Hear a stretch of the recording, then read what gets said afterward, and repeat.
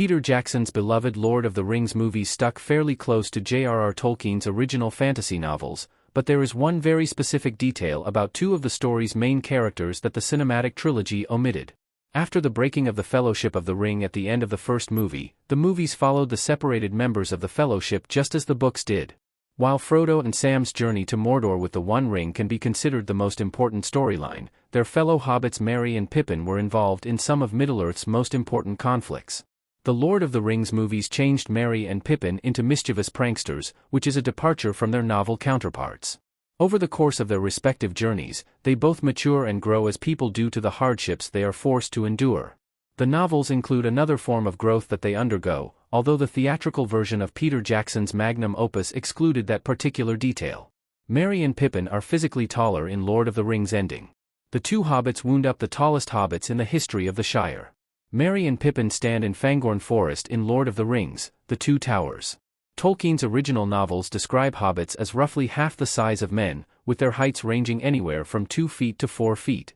He specifically mentions in the Lord of the Rings prologue that they used to be taller centuries before, but in the present day they rarely reach 3 feet. Peter Jackson famously used almost no CGI to make the Hobbit actors look small, and kept their height similar to what's laid out in the books. However, at the end of the Lord of the Rings saga, Merry and Pippin are actually taller than they were at the beginning.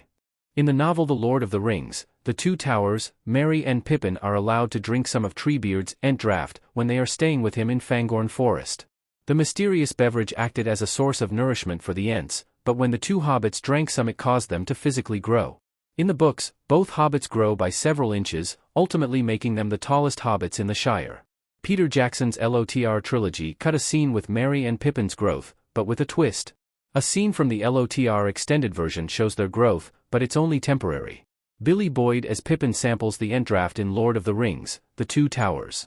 Something similar actually occurs in an extra scene from the Lord of the Rings extended edition, although as opposed to Treebeard giving the hobbits the Ent draught, Pippin discovers it himself. In the scene, Pippin drinks what he believes is just spring water, but it turns out that the liquid causes him to grow and speak tree-ish.